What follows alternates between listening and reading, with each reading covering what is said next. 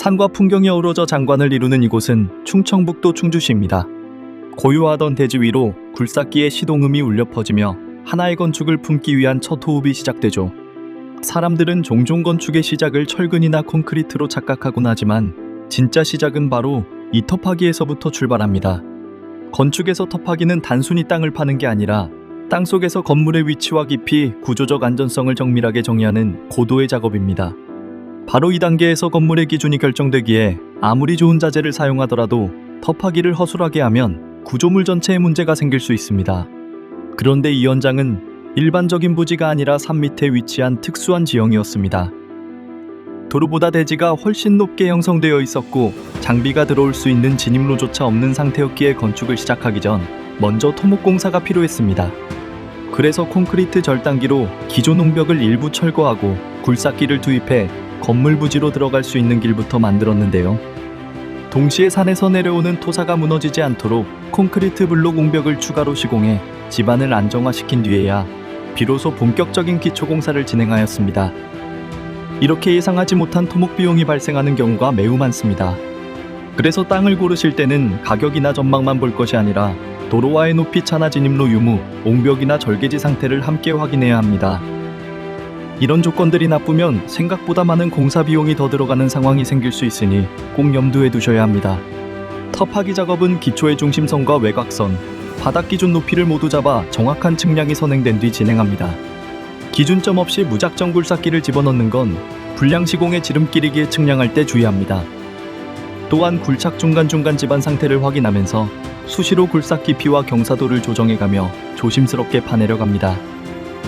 기준보다 얕게 파면 하중이 제대로 분산되지 않고 깊이 파서 다시 흙을 되메우게 되면 압축력이 떨어져 기초가 움직일 수 있습니다.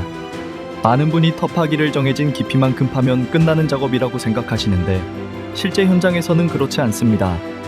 땅은 위에서 보는 것과 달리 아래로 내려갈수록 성질이 계속 바뀌기 때문인데요.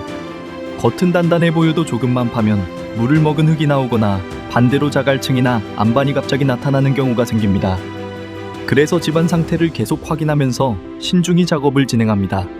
특히 이 현장은 산 밑에 위치한 부지라 굴착 과정에서 큰 안반들이 계속 드러났고 이런 단단한 층을 기준으로 깊이를 조정해 작업을 진행하였습니다. 땅을 파는 과정은 단순한 작업처럼 보일 수 있지만 사실 건물 전체의 시작이자 가장 중요한 단계입니다. 그래서 저희는 오늘도 보이지 않는 땅 속에서 첫 단계를 누구보다 신중하게 진행하고 있습니다. 기초를 단단히 다지고 그 위에 진심을 더해 앞으로 이 공간이 오랫동안 따뜻한 기억으로 남을 수 있도록 정성을 다하고 있죠.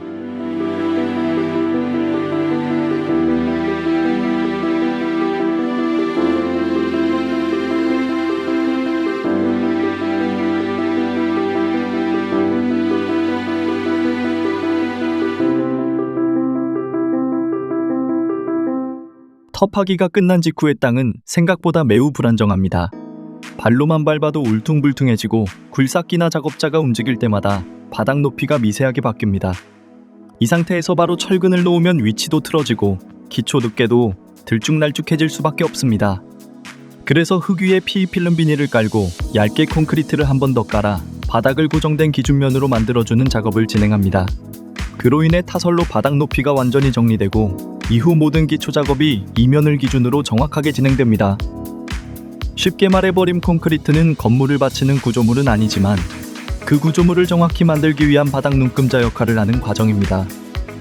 2단계가 깔끔해야 기초의 두께, 철근 위치, 전체 수평이 모두 정확하게 맞아떨어지게 되죠. 그리고 버림 콘크리트는 건물을 지탱하는 구조물이 아니라 기초 공사를 정확하게 하기 위한 바닥 기준면이기에 얇게 타설합니다. 이 작업의 목적은 강도를 만드는 것이 아니라 흙바닥을 평평하고 단단하게 정리해서 철근 위치와 기초 높이를 정확하게 맞추기 위함이죠. 만약 이걸 두껍게 치면 오히려 기초 높이가 달라지고 구조 설계와 어긋나게 되며 불필요하게 콘크리트만 더 들어가게 됩니다. 그래서 현장에서는 설계된 기초 높이를 그대로 유지하면서 작업성을 확보할 수 있도록 버림 콘크리트는 필요한 만큼만 얇게 타설하는 것이 원칙입니다. 버림 타설은 일반 타설처럼 철저한 다짐이나 고강도 콘크리트가 필요한 건 아닙니다. 하지만 정확한 수평과 균일한 두께 확보, 그리고 완전한 양생은 그 어떤 구조물 못지않게 중요합니다. 완공 후에는 아무도 볼 수 없는 바닥 아래이지만 버림 콘크리트가 없다면 구조물 전체는 보이지 않는 곳에서 크고 작은 문제가 생겼을지도 모릅니다. 건축은 이렇게 눈에 띄지 않는 바닥에서부터 시작됩니다.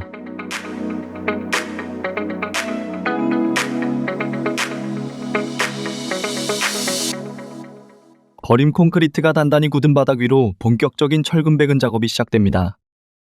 2단계에서 가장 우선시되는 공정 중 하나가 바로 철근 절곡인데, 현장에서 직접 절곡기를 이용해 정확한 형상으로 만들어 배근을 진행합니다. 이렇게 만들어진 절곡 철근들이 서로 맞물리며 기초 전체의 안정성을 책임지는 연결 구조가 됩니다. 만약 철근 배근 작업을 하지 않는다면 건물의 기초 바닥은 외부 하중에 쉽게 균열이 생기거나 변형이 될 수 있습니다. 콘크리트는 압축력에는 매우 강하지만 인장력에는 상대적으로 약하기에 지진이나 바람과 같은 수평 하중이 작용할 경우 구조적 안정성을 확보하기 어렵습니다. 이때 철근이 콘크리트의 약점을 보완하는 역할을 하며 두 재료가 함께 작용함으로써 구조물 전체의 강도와 내구성을 크게 높여줍니다. 따라서 철근 배근 작업은 단순한 시공 절차가 아닌 건물의 안전성과 수명을 좌우하는 핵심 공정이죠. 그리고 많은 분이 철근을 많이 넣으면 더 튼튼해지지 않나요? 라고 묻는데 의외로 그렇지 않습니다. 콘크리트 구조는 철근과 콘크리트가 함께 힘을 나눠받도록 설계되어 있기에 철근이 지나치게 많아지면 오히려 콘크리트가 제대로 채워지지 않아 빈틈이 생기고 구조 성능이 떨어질 수 있습니다. 또한 철근 사이 간격이 너무 좁으면 콘크리트가 고르게 감싸지 못해 부식이나 균열 위험도 커지게 됩니다. 그래서 철근의 양과 간격은 구조 계산을 통해 정해진 최적의 배근 기준이 있으며 그 기준을 지키는 것이 가장 안전하고 효율적인 기초를 만드는 방법입니다.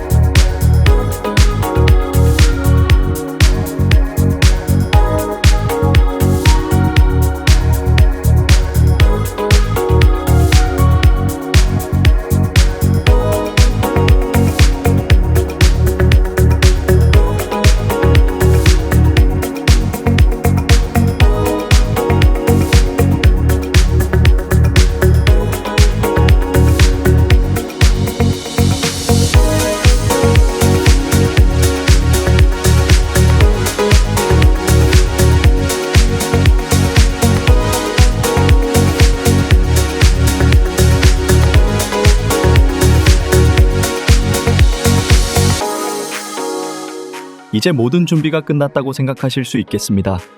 버림 콘크리트를 타설하고 철근 배근도 마쳤으며 유로폼까지 설치한 뒤 앙카볼트 위치까지 확인했다면 이제 레미콘만 오면 되겠구나 싶으실 겁니다.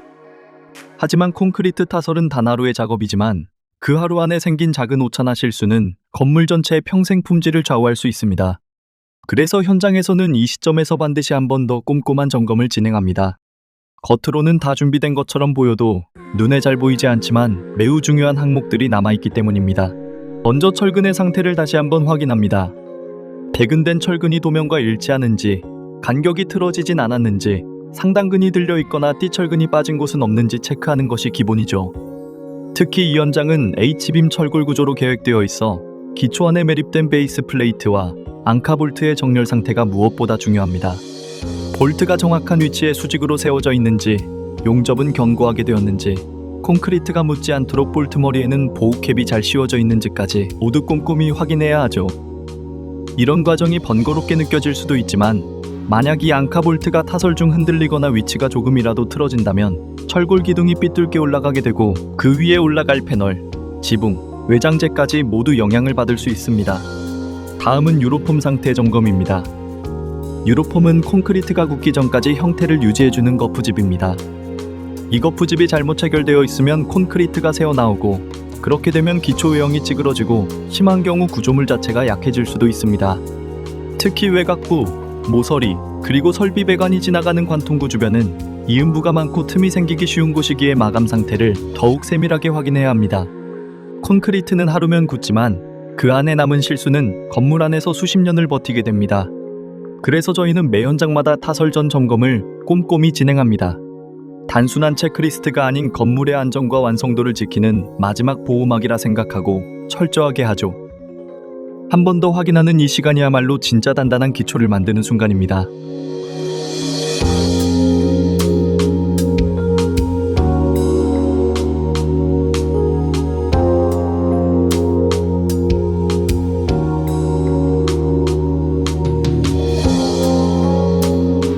멈춰있던 펌프카가 서서히 팔을 펼치고 레미콘 차량이 자리를 잡습니다. 곧이어 철근 사이로 묵직한 회색 콘크리트가 천천히 흘러들기 시작하죠. 지금 이 순간부터는 모두 콘크리트 속에 묻히게 됩니다. 겉으로는 평평한 한 장의 바닥처럼 보이지만 그 안에는 수많은 준비와 정밀함이 고스란히 담겨있는 셈이죠. 콘크리트 타설은 단순히 붓는 작업이 아닙니다. 붓는 속도와 방향, 그리고 다짐 방법까지 모두 구조물의 품질에 직접적인 영향을 미치기 때문이죠.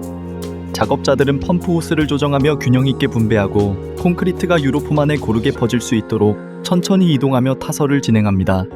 너무 빠르게 부으면 콘크리트가 한쪽으로 쏠리거나 유로폼이 압력을 이기지 못해 벌어지는 문제가 생길 수 있기에 타설 속도와 분배 균형이 무엇보다 중요합니다.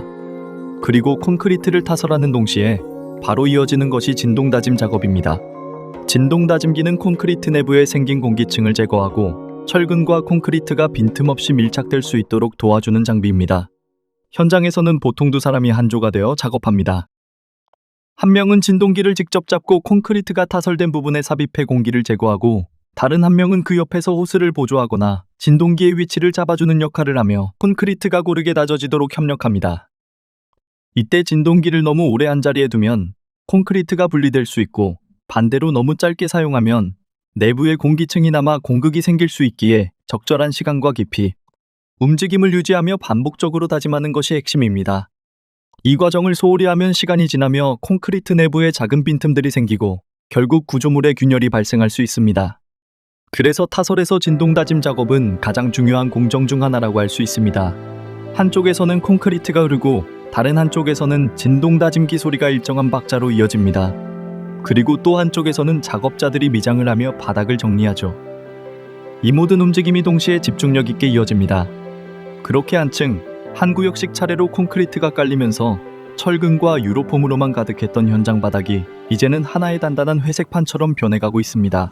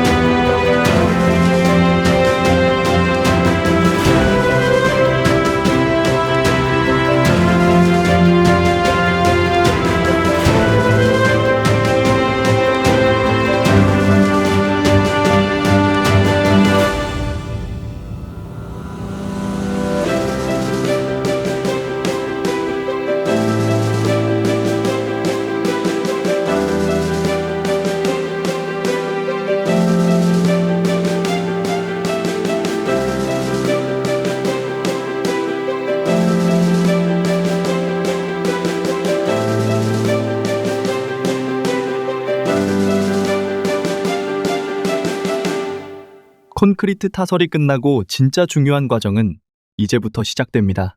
바로 양생이죠. 겉으로는 단단해 보이지만 콘크리트 내부는 아직 충분한 강도를 확보하지 못한 상태입니다. 이 시점부터 얼마나 잘 관리하느냐에 따라 구조물의 수명과 품질이 달라지게 됩니다. 양생은 콘크리트 내부에서 시멘트와 물이 반응하며 서서히 단단한 상태로 굳어지는 과정을 말합니다. 이 반응은 하루 이틀 만에 끝나지 않습니다. 타설 후 초기 3일에서 7일 사이의 관리가 매우 중요하죠. 지금까지 충청북도 충주시에 위치한 60평 규모의 철골 건물 기초공사 과정을 단계별로 함께 살펴보았습니다. 기초공사는 건축의 시작이지만 사실상 건물의 완성도를 결정짓는 가장 중요한 기반이라 할 수 있습니다. 보람공사는 눈에 보이지 않는 과정에도 오차 없는 시공과 철저한 품질 관리를 바탕으로 고객님께 신뢰를 드릴 수 있도록 최선을 다하고 있습니다. 계속해서 철골 공사부터 실내 마감까지 모든 공정을 투명하게 영상으로 담아 소개해드릴 예정입니다. 많은 관심 부탁드리며 궁금하신 점이나 관심 있으신 부분은 댓글로 남겨주시거나 언제든 전화 문의 주시면 정성껏 안내해드리겠습니다. 감사합니다.